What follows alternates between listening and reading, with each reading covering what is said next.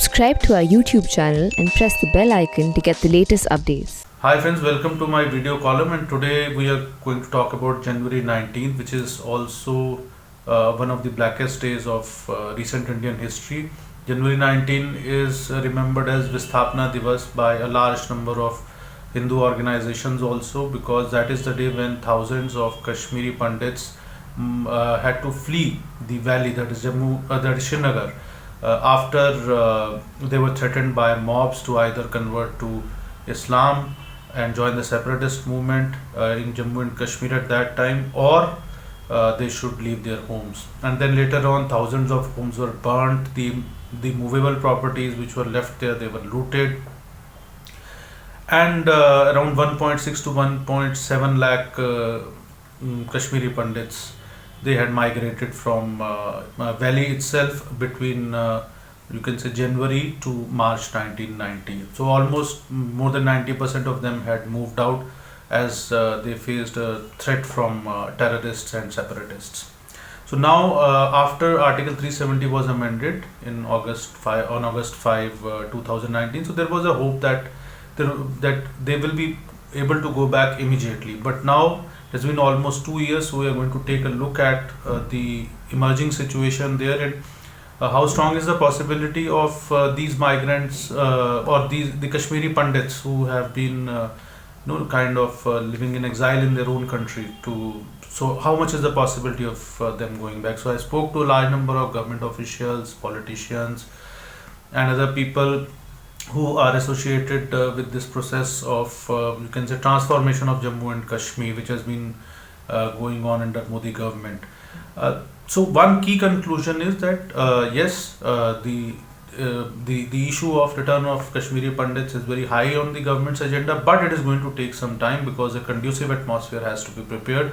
Not only their safety and security is the key concern, but also the fact that you have to create enough economic opportunities for those who have picked up jobs, who have set up businesses, who have bought houses over the years outside Jammu Kashmir, and but they are still waiting to return there.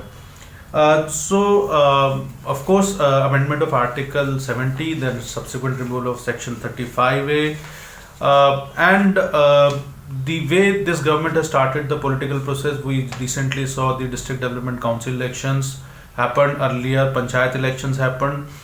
Now through this reorganization of Jammu and Kashmir and amendment of Article 370 and removal of Section 35A, so all these things together point to one thing, that now Kashmiri Hindus have got a level playing field. The fact of the matter is that earlier in this pre-August 2019 situation, the valley and handset of politicians based in valley and their political parties, which were kind of what you call the JB partiyan thi wo, they were their own family fiefdoms. So they were controlling the whole politics, they were controlling all spheres of development. There was huge corruption. But now the Kashmiri Hindus have a level playing field and they can contest elections from anywhere. Earlier also they had on paper there was a freedom to contest elections, but the fact is that the politics of the state was loaded against them, and all the key decisions were taken by this handful of politicians sitting there in Srinagar. But now it has spread over. The biggest indication is that in DDC elections, the BJP has emerged as the single largest party in the Union Territory of Jammu Kashmir with 75 seats, and followed by the National Conference. It has got 67 seats.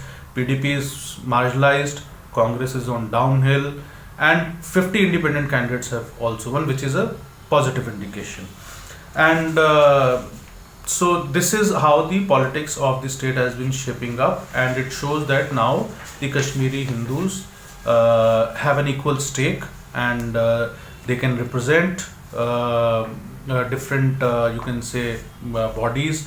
They can participate in elections, win elections, and play an important role in the policy making at all levels. Then a couple of other important decisions which have happened, which shows the intent of the central government. So in September 2020, the Administrative Council headed by the Lieutenant Governor Manoj Sinha it reallocated around 2,000 unfulfilled posts for recruitment of registered Kashmiri migrants and non-migrant Kashmiri Pandits. Similarly, now a significant move was made in May 2020 as far as the domicile policy of the state is concerned. Under the new domicile policy announced by the UT administration, the Lieutenant Governor opened the online registration of Kashmiri migrants and displaced persons of Pakistan occupied Jammu and Kashmir living outside the Union Territory.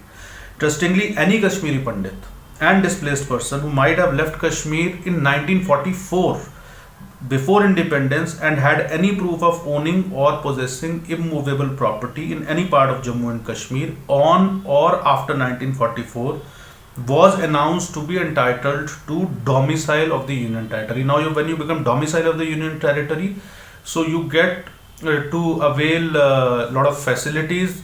You can pick up government jobs. Your kids can go to the educational institutions where there is reservation for states. Then there are your kids can go to the educational institutions where if you are domicile of the Union Territory of Jammu and Kashmir, so there is a certain quota also, and there is certain reservation for generally for the local domiciles. So you can avail all these facilities.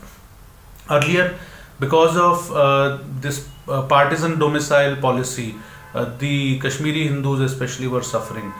So this thing has also been corrected now, and now there is the fresh registration of Kashmiri migrants and displaced persons. So this is a significant move. So all these things point towards one factor, that the government's intent is right. However, it's a complex issue, and the security issues also involved, and but overall, the government is taking all the steps to create a conducive atmosphere for return of the Kashmiri Pandits, and we can hope that the Kashmiri Pandits are able to go back to their homes soon. And also, I think we need to remember January 19th, because the policies or the policy of appeasement, how it created problem in Kashmir, and how terrorism really created havoc in the state of Jammu and Kashmir at that time, and how Hindus suffered a lot, and not only Hindus, in fact, people from all communities suffered, but Kashmiri Pandits especially had to pay a huge price for that. And it's better to learn from the past mistakes and move on, and it appears that the current government is doing the right thing. However, we'll have to wait, watch and see when the Kashmiri Pandits are able to return back to their homes. Thank you very much.